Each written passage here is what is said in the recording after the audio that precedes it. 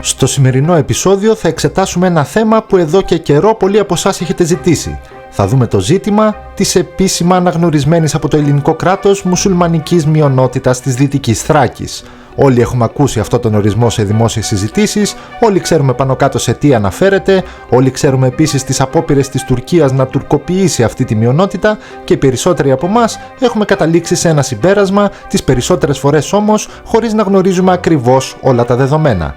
Σήμερα λοιπόν θα ανοίξουμε αυτό το θέμα αναλυτικά, αλλά όσο γίνεται απλά και κατανοητά και χωρίς φόβο και πάθος, ώστε να δούμε αντικειμενικά και πάντα στηριζόμενοι σε στοιχεία το εάν υπάρχει όντως ζήτημα τουρκικής μειονότητας στη Θράκη, όπως υποστηρίζει η τουρκική πλευρά.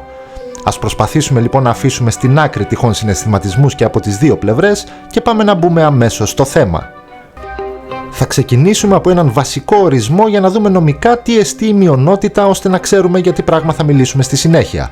Ο ορισμός της μειονότητας που έχει νόημα να αναφέρουμε, γιατί υπάρχουν ορισμοί και από διάφορους ιδιώτες και σωματεία που δεν απολαμβάνουν γενικής αποδοχής, είναι αυτός του Οργανισμού Ηνωμένων Εθνών.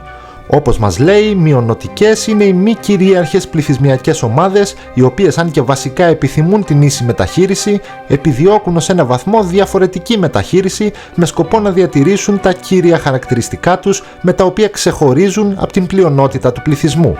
Τα κύρια αυτά χαρακτηριστικά μιας εθνικής μειονότητας είναι η φυλή, η θρησκεία και η γλώσσα. Αφού ξεκαθαρίσαμε λοιπόν αυτό, πάμε τώρα στην ιστορική σκοπιά του θέματος, ώστε να δούμε το πώς δημιουργήθηκε το θέμα της μειονότητας, συγκεκριμένα στη Δυτική Θράκη. Αρχικά πρέπει να πούμε εντάχει ότι ο μεγαλύτερος βίαιος εξισλαμισμός στην περιοχή έλαβε χώρα κατά την ολοκληρωτική κατάληψη της Θράκης από τους Οθωμανούς μετά την άλωση της πόλης το 1453. Στο πέρασμα όλων αυτών των αιώνων, διαφορετικές πληθυσμιακές ομάδες, όπως οι Έλληνες, οι Τούρκοι και οι Βούλγαροι, δραστηριοποιήθηκαν εκεί, αφήνοντας το πολιτιστικό τους αποτύπωμα και έτσι δημιούργησαν μια πολυπολιτισμική κοινότητα στην περιοχή, μέχρι το σημείο καμπής που δεν ήταν άλλο από τους δύο Βαλκανικούς πολέμους, τον Πρώτο Παγκόσμιο Πόλεμο και τη Μικρασιατική Εκστρατεία. Έπειτα από αυτά, ήρθε η Συνθήκη της Λοζάνης και η περίφημη ανταλλαγή πληθυσμών μεταξύ Ελλάδας και Τουρκίας. Έπειτα η Μεικτή Επιτροπή Ανταλλαγής των Πληθυσμών ρύθμισε πρακτικά κάπως το ζήτημα, όμως προέβλεψε και ορισμένες εξαιρέσεις για τους ανταλλάξιμους πληθυσμούς που ουσιαστικά δημιούργησαν το ζήτημα των μειονοτήτων στις δύο αυτές χώρες. Πάμε τώρα να δούμε τι προβλέπεται.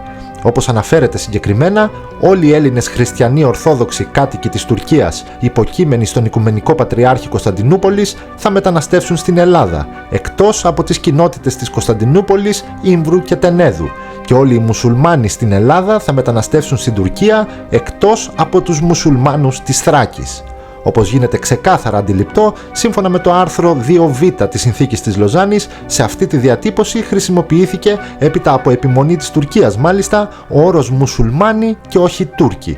Αυτό έγινε επειδή κατά τη διατύπωση ελήφθη υπόψη το σύστημα οργάνωσης των Οθωμανικών Μιλέτ, όπου ο διαχωρισμός γινόταν αυστηρά με βάση τη θρησκευτική ομάδα όπου ανήκει ο πολίτης και όχι την εθνικότητα.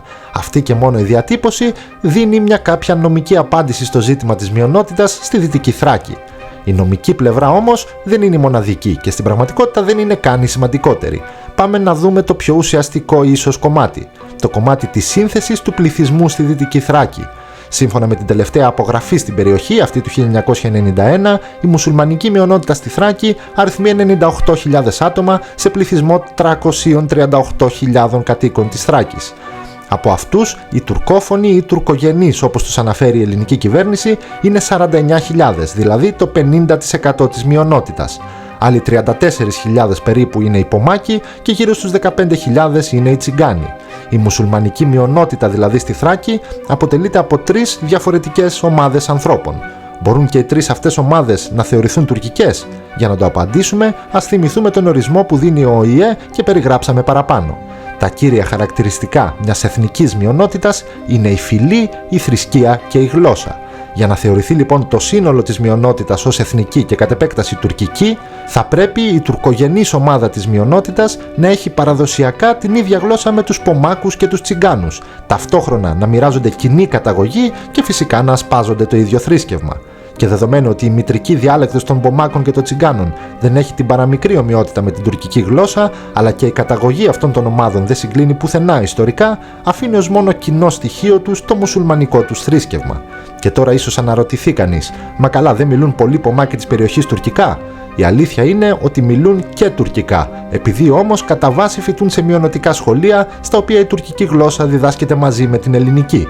Η μητρική τους διάλεκτος όμως, αυτή έχει σημασία, είναι αυτή που κοντεύει να χαθεί στις μέρες μας, καθώς μιλιέται μόνο στο οικογενειακό περιβάλλον και είναι μια μίξη ελληνικών, βουλγαρικών, τουρκικών και άλλων χαμένων διαλέκτων. Και τώρα πάμε στο κομμάτι των τουρκικών ισχυρισμών. Επειδή η Τουρκία, χρησιμοποιώντας εδώ και χρόνια το τοπικό προξενείο, έχει προσπαθήσει να καλλιεργήσει μια εικόνα τουρκικής συνείδησης στη μουσουλμανική μειονότητα, χρησιμοποιεί το επιχείρημα πως οι κάτοικοι στην περιοχή αυτοπροσδιορίζονται ως Τούρκοι και σύμφωνα με τον ΟΗΕ έχουν το δικαίωμα του εθνικού αυτοπροσδιορισμού. Ως απάντηση σε αυτό, παρότι δεν είναι απολύτως αληθές, μπορεί να χρησιμοποιηθεί και ένα ακόμη νομικό επιχείρημα. Το γεγονός ότι το άρθρο 2 της Διακηρύξεως της Βιέννης, που στηρίζεται στον καταστατικό χάρτη των Ηνωμένων Εθνών, προβλέπει ότι όλοι οι λαοί έχουν το δικαίωμα αυτοκαθορισμού. Εδώ όμως πρέπει να σημειώσουμε ότι το άρθρο αυτό αναφέρεται σε λαούς και όχι σε μειονότητες. Δηλαδή η μουσουλμανική μειονότητα προφανέστατα δεν συνιστά λαό και επομένως δεν έχει το δικαίωμα του αυτοκαθορισμού. Έχει μόνο τα δικαιώματα που προβλέπονται από τη Συνθήκη της Λοζάνης του 1923 και όσα δικαιώματα προβλέπονται για όλες τις μειονότητες σε όλα τα κράτη. Επιπλέον, το Διεθνές Σύμφωνο για τα Αστικά και Πολιτικά Δικαιώματα στο άρθρο 1 αναφέρει ότι όλοι οι λαοί έχουν το δικαίωμα του αυτοκαθορισμού και σε αυτή την περίπτωση ο αυτοκαθορισμός αφορά λαούς και όχι μειονότητες. Επομένως, με βάση αυτά τα δύο, ακόμη και να αυτοπροσδιορίζονταν ως Τούρκοι όλοι οι κάτοικοι στη μειονοτική περιοχή, δεν προκύπτει νομική υποχρέωση της Ελλάδος να αποδεχθεί τη θρησκευτική μουσουλμανική μειονότητα σε εθνική τουρκική μειονότητα.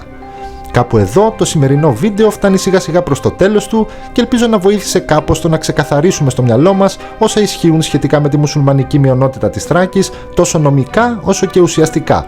Πείτε μου στα σχόλια και τη δική σας γνώμη και αν έχετε προτάσεις για μελλοντικά βίντεο θα χαρώ να τις διαβάσω.